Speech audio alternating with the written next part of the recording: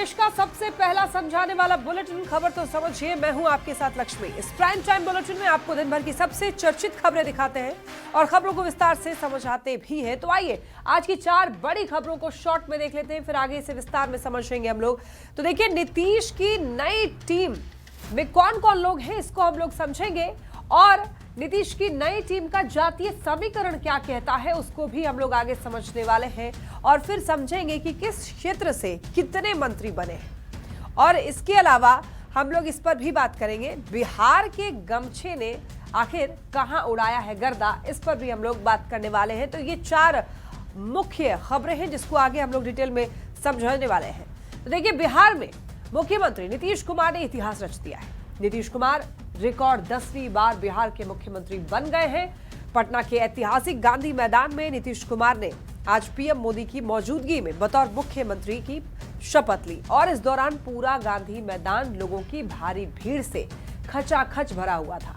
नीतीश के साथ आपको बता दें, नीतीश के शपथ ग्रहण में वहां पर एनडीए का शक्ति प्रदर्शन भी मंच पर देखने को मिला। मैं नीतीश कुमार सत्य निष्ठा से प्रतिज्ञान करता हूं।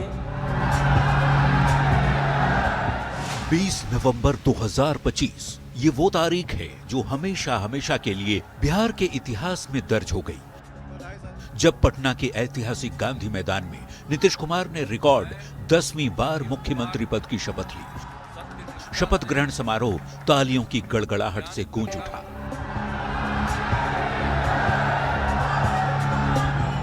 गुरुवार को नीतीश कुमार ने 10वीं बार बिहार की बागडोर संभाली। राज्यपाल आरिफ मोहम्मद खान ने नीतीश को शपथ दिलाई। भव्य शपथ ग्रहण समारोह में जब नीतीश कुमार ने बतौर सीएम पद एवं गोपनीयता की शपथ ली, प्रधानमंत्री नरेंद्र मोदी भी उस पल के साक्षी बने। शपथ ग्रहण समारोह में मंच पर एनडीए का शक्ति प्रदर्शन भी दिखा। स्टेज पर पीएम मोदी के साथ साथ बीजेपी अध्यक्ष जेपी नड्डा, गृह मंत्री अमित शाह, केंद्रीय मंत्री जीतन राम मांझी, चिराग पासवान, गिरिराज सिंह, नित्यानंद राय, अनुप्रिया पटेल और ललन सिंह मौजूद थे। साथ ही यूपी के सीएम योगी आदित्यनाथ, दिल्ली की मुख्यमंत्री रेखा गुप्ता, आंध्र प्रदेश के मुख्यमंत्री चंद्रबाबू नायडू, महाराष्ट्र के मुख्यमंत्री देवेंद्र फडणवीस, डिप्टी सीएम एकनाथ शिंदे, हरियाणा के मुख्यमंत्री नायब सिंह सैनी, राजस्थान के मुख्यमंत्री भजनलाल शर्मा और उप मुख्यमंत्री दिया कुमारी भी इस ऐतिहासिक पल का गवाह बनी। देश भर से आए सैकड़ों वीवीआईपी मेहमान और हजारों लोगों से खचाखच भरे गांधी मैदान में प्रधानमंत्री नरेंद्र मोदी ने 1, 2, 3, 4, 5 बार झुककर बिहार की जनता को नमन किया। 10वीं बार सरकार बनाने पर देश भर के नेताओं ने सीएम नीतीश कुमार को बधाई दी। ये चौथी बार था जब नीतीश ने गांधी मैदान में सीएम पद की शपथ ली। ये रिकॉर्ड बनाने के साथ साथ 10वीं बार मुख्यमंत्री बनने का कीर्तिमान भी अपने नाम कर लिया। पटना संवाददाता आनंद अमृतराज के साथ ब्यूरो रिपोर्ट, न्यूज़ 18।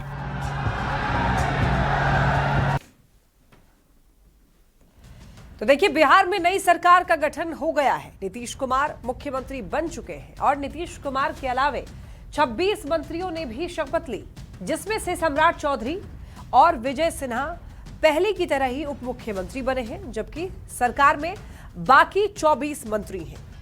तो देखिए, पार्टी वाइज सरकार के फॉर्मूले पर अगर नजर डालें तो यह पता चलता है कि मुख्यमंत्री नीतीश कुमार सहित जेडीयू कोटे से 9 मंत्री बने हैं, जबकि 2 डिप्टी सीएम सम्राट चौधरी और विजय सिन्हा सहित बीजेपी कोटे से 14 नेताओं ने मंत्री पद की शपथ ली। वहीं एलजेपी आरवी कोटे से 2 मंत्री बने हैं, जबकि हम और आरएलएम कोटे से 1-1 मंत्री बने हैं। ये आप ग्राफिक्स के जरिए भी समझ सकते हैं कि किस पार्टी के कितने जो विधायक थे वो मंत्री बनने जा रहे हैं, मंत्री बन चुके हैं। अब देखिए, नीतीश की नई टीम को समझते हैं। अब देखिए, चूंकि बिहार में विधानसभा के साथ विधान परिषद भी है, तो ऐसे में मंत्रिमंडल में विधानसभा के सदस्यों के साथ साथ विधान परिषद के सदस्य भी मंत्री बने हैं। नीतीश कुमार की नई टीम में 21 विधायक मंत्री बने हैं, जबकि विधान परिषद के 5 सदस्यों को मंत्रिमंडल में जगह मिली है। एकमात्र आरएलएम से आने वाले दीपक प्रकाश किसी सदन के सदस्य अभी नहीं है। देखिए, नीतीश कुमार के नए मंत्रिमंडल में 12 नए चेहरों को मौका मिला है, जबकि 14 मंत्री एक बार फिर से रिपीट किए गए। पिछली सरकार के 22 पुराने मंत्रियों को इस बार छुट्टी हो गई है। हालांकि हो सकता है कि मंत्रिमंडल विस्तार में उन्हें जगह मिल जाए। तो ऐसे में आप समझ सकते हैं कि किन किन लोगों को जगह मिली है। अब देखिए, बीजेपी से 7 ऐसे विधायक हैं जो पहली बार मंत्री बने हैं और जेडीयू से कोई नया चेहरा नहीं है, यानी कि पुराने ही चेहरों पर एक बार फिर से भरोसा जताया गया, जिम्मेवारी दी गई है और मांझी और कुशवाहा के बेटे भी मंत्री बन गए हैं। तो नई टीम में इनको भी जगह मिली है। अब देखिए, इस मंत्रिमंडल में अगर महिलाओं की हम लोग बात कर ले तो 3 महिलाओं को जगह मिली है। बीजेपी से देखिए, हमने आपको बताया कि 2 डिप्टी सीएम है कैबिनेट में, यानी कि 50% युवा मंत्री को जगह दी गई है। और महिलाओं की अगर हम लोग बात करें तो महिलाओं को यहां पर जगह मिली है। कैबिनेट में 3 महिला विधायकों को मंत्री बनाया गया है। अब देखिए, अगर रीजन वाइज प्रतिनिधित्व को बांटे तो ये समझिए कि किस इलाके से कितने मंत्री आते हैं। आपको बताते हैं एक एक करके, वो भी ग्राफिक्स के जरिए आपको समझाएंगे। देखिए, अगर मगध की बात कर ले तो यहां पर मगध में देखिए मंत्रिमंडल की हमने बात कर ली है। कुछ अगर रीजन वाइज की भी बात करें तो उसमें आपको बता दें कि मगध से यहां पर 6 मंत्री आते हैं। और मिथिला की अगर हम लोग बात कर लें तो यहां मिथिला से 5 मंत्री आते हैं। और तिरहुत की बात कर लें, ये हम लोग प्रमंडल की बात कर रहे हैं, तिरहुत से 4 मंत्री आते हैं। और वहीं अंग सीट से बात कर लें तो 3 मंत्री हैं। सीमांचल से 2 मंत्री हैं और सारण से 2 मंत्री हैं। वहीं शाहबाद से 2 मंत्री हैं, चंपारण से 2 मंत्री हैं और कोसी सीट से 1 मंत्री बने हैं। तो इस तरीके से आप समझ सकते हैं कि रीजन वाइज भी कितने लोगों को जगह दी गई है। अब देखिए, बढ़ते खबरों में आगे, बिहार में 1.5 दशक के बाद एनडीए को एक बार फिर से अपार बहुमत मिली है। साल 2010 के बाद में सत्तारूढ़ एनडीए को ऐसी बम्पर जीत मिली कि विपक्षी महागठबंधन एकदम हाशिए पर चला गया। आरजेडी कांग्रेस वाले महागठबंधन की पूरी टीम मिलकर के भी हाफ सेंचुरी नहीं लगा पाई, जिसके बाद ये चर्चा खूब रही कि बिहार ने इस बार जाति धर्म से ऊपर उठकर विकास को वोट किया है। और यही वजह है कि नीतीश कुमार ने सामाजिक समीकरण के साथ साथ जातीय समीकरण को भी नई कैबिनेट के जरिए साधने की कोशिश की है। तो क्या है सीएम नीतीश की नई टीम का जातीय समीकरण, विस्तार से इस रिपोर्ट में आप देखिए। नीतीश कुमार, सम्राट चौधरी, ईश्वर की शपथ लेता हूं। मुख्यमंत्री नीतीश कुमार के नेतृत्व में बनी नई एनडीए सरकार में जातीय समीकरण को साधने की पूरी कोशिश की गई है। साथ ही सामाजिक समीकरण को तवज्जो देते हुए महिलाओं और मुसलमान को मंत्रिमंडल में जगह दी गई। सवर्णों में 2 भूमिहार, 4 राजपूत, 1 ब्राह्मण और 1 कायस्थ को मंत्री बनाया गया। 13 पिछड़ा और अति पिछड़े में 4 वैश्य, 2 यादव, 2 कुशवाहा, 2 कुर्मी, 2 मल्लाह और 1 कहार जाति से प्रतिनिधित्व दिया गया है। 5 महादलित समुदाय के मंत्रियों में 2 पासवान, 1 रविदास, 1 पासी, 1 मांझी समाज के नेता को मंत्री बनाया गया। अल्पसंख्यक समुदाय को मंत्रिमंडल में शामिल करने के लिए मुख्यमंत्री नीतीश कुमार ने 1 मुस्लिम नेता को भी मंत्री बनाया है।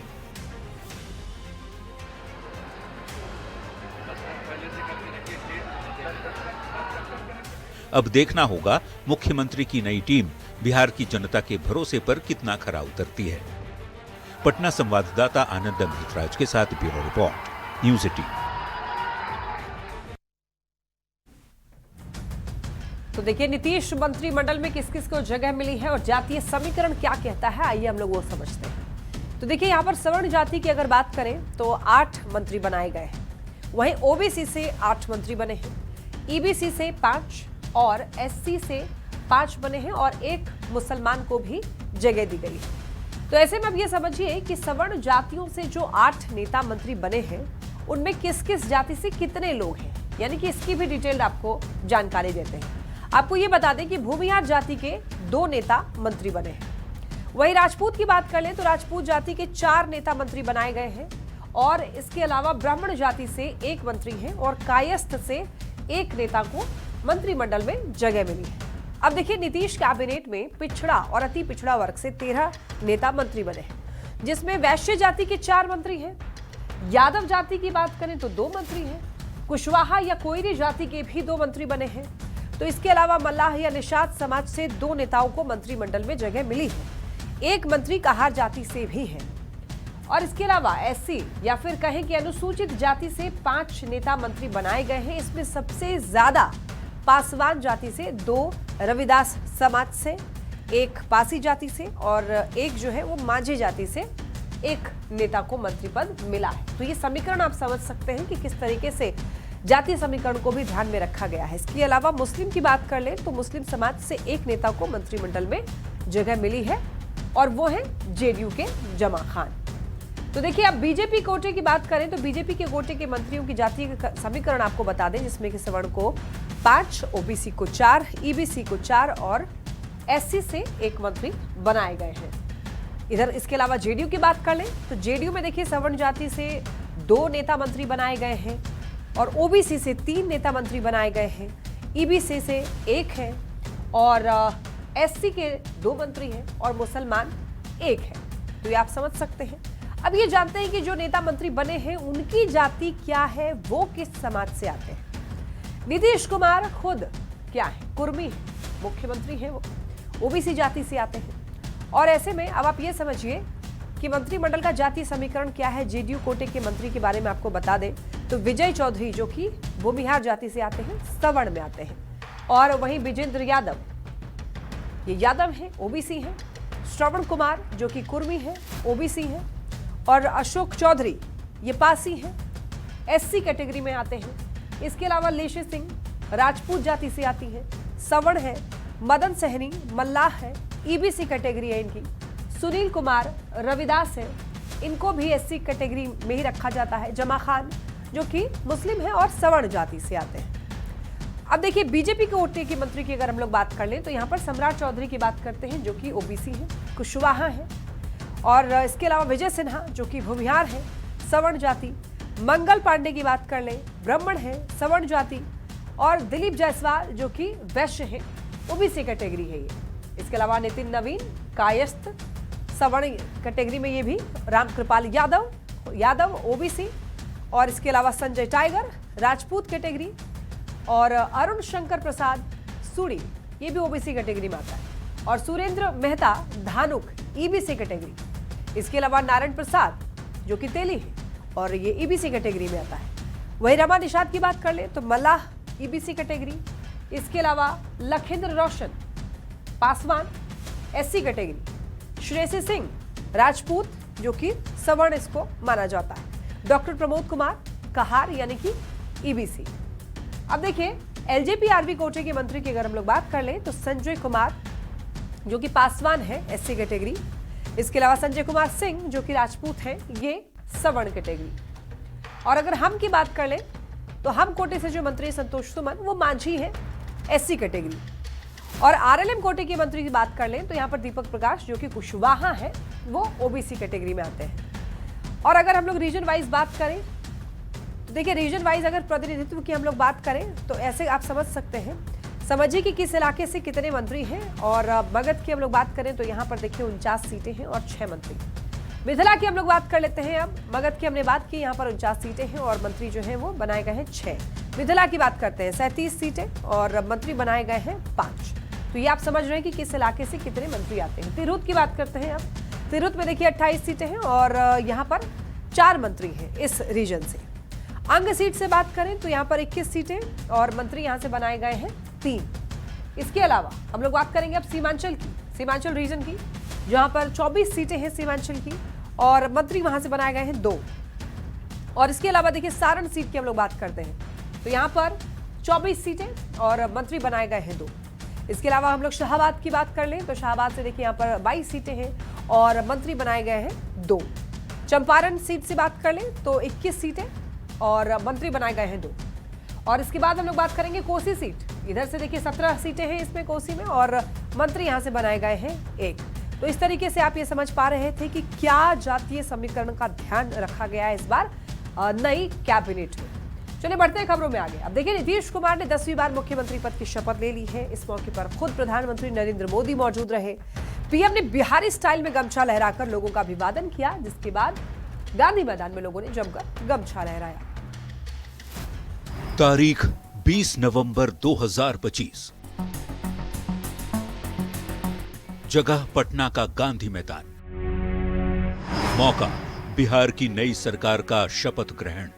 भारत के संविधान के प्रति सच्ची श्रद्धा और निष्ठा रखूंगा।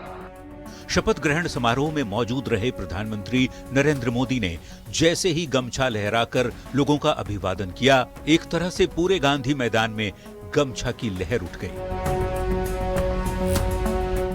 गांधी मैदान में मौजूद बिहार के लोगों ने भी गमछा लहराकर पीएम का स्वागत किया।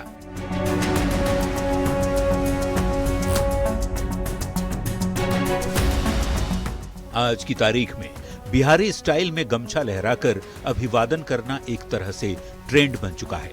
इसकी शुरुआत 22 अगस्त 2025 को हुई थी। गंगा नदी पर बने ओंटा सिमरिया पुल का उद्घाटन करने प्रधानमंत्री मोदी बेगूसराय आए थे, जहां गमछा लहराकर उन्होंने लोगों का अभिवादन किया था। उसके बाद चुनावी रैलियों में तो गमछा लहराने की तस्वीरें आई ही। 14 नवंबर 2025 को बिहार में एनडीए की बम्पर जीत के बाद बीजेपी के दिल्ली मुख्यालय पहुंचे पीएम मोदी ने बिहारी स्टाइल में गमछा लहराकर बिहार की जीत का जश्न मनाया। फिर तो मोदी का बिहारी स्टाइल में गमछा लहराना एक तरह से ट्रेंड ही बन गया। 15 नवंबर 2025 को प्रधानमंत्री मोदी बिहार के लोगों से संवाद करने गुजरात के सूरत पहुंचे। वहां भी लहराता गमछा दिखा। यहां तक कि ट्रेंड गुजरात होते हुए दक्षिण भारत के राज्य तमिलनाडु तक जा पहुंचा, जिसे देख खुद प्रधानमंत्री मोदी भी मुस्कुराने लगे। जब मैं यहां मंच पे आया तो मैं देख रहा था काफी किसान भाई बहन वो अपना गमछा घुमा रहे थे, तो मुझे लग रहा था कि बिहार की हवा मेरे आने से पहले पहुंच गई है। और अब जबकि मौका बिहार की नई सरकार बनने का था, धरती बिहार की थी, ऐसे में गमछा न लहराए ये भला कैसे संभव है? Bureau report, news 18। मुख्यमंत्री पद की शपथ लेने के बाद सीएम नीतीश कुमार के बेटे से बातचीत की सुंदर तस्वीर सामने आई, जिसमें निशांत ने अपने पिता के पैर छूकर आशीर्वाद भी लिया। इस तस्वीर ने एक बार फिर पिता और पुत्र के बीच की जबरदस्त बॉन्डिंग को भी दिखाया। मैं नीतीश कुमार सत्य निष्ठा से प्रतिज्ञान करता हूं। आज की सबसे खूबसूरत तस्वीर देखिए। तस्वीर नीतीश कुमार के 10वीं बार मुख्यमंत्री पद की शपथ लेने के बाद की है। देखिए कैसे एक बेटा अपने पिता को एक बार फिर मुख्यमंत्री बनने की बधाई उनका पैर छूकर दे रहा है। मुख्यमंत्री पद की शपथ लेने के बाद सीएम नीतीश कुमार के बेटे से बातचीत की सुंदर तस्वीर सामने आई है, जिसमें नीतीश कुमार और बेटे निशांत एक दूसरे से काफी हंसते मुस्कुराते हुए बातचीत करते दिख रहे हैं। नीतीश कुमार और उनके बेटे के चेहरे पर दिख रही मुस्कान से खुशी का अंदाजा लगाया जा सकता है। 20 नवंबर 2025 वो ऐतिहासिक तारीख है जिस दिन नीतीश कुमार ने रिकॉर्ड 10वीं बार बिहार के मुख्यमंत्री पद की शपथ ली। नीतीश कुमार की नई सरकार के शपथ ग्रहण समारोह में प्रधानमंत्री नरेंद्र मोदी और तमाम बड़े नेताओं के साथ साथ नीतीश कुमार के बेटे निशांत भी मौजूद रहे। निशांत ने पिता के फिर से सीएम बनने पर खुशी जताई और भरोसा जताया कि उनकी सरकार आगे और बेहतर काम करेगी। कार्यकर्ताओं की मेहनत है, हमारी नीतियों को उन्होंने जन जन तक पहुंचाया, चाहे केंद्र सरकार की नीतियां हो, राज्य सरकार की हो, भाजपा जदयू, तो सबका योगदान है। नीतीश कुमार के बेटे निशांत न तो सक्रिय राजनीति में हैं, न ही वे सार्वजनिक मंचों पर ही कभी दिखते हैं। पारिवारिक कार्यक्रमों की कुछ तस्वीरें जरूर कभी कभार सामने आ जाती हैं, जिनसे पता चलता है कि पिता पुत्र की कितनी जबरदस्त बॉन्डिंग है। इस बार मौका पिता के शपथ ग्रहण का था, तो निशांत गांधी मैदान में मौजूद रहे और शपथ ग्रहण के बाद घर आने पर पिता के पैर छूकर उन्हें फिर से मुख्यमंत्री बनने की बधाई दी। फिलहाल नीतीश और निशांत की तस्वीर चर्चा में है। न्यूज़ 18 के लिए पटना से आनंद अमृतराज के साथ ब्यूरो रिपोर्ट। और इसी के साथ इस बुलेटिन में फिलहाल इतना ही। खबरें लगातार जारी है, आप देखते रहिए न्यूज़ 18 बिहार झारखंड।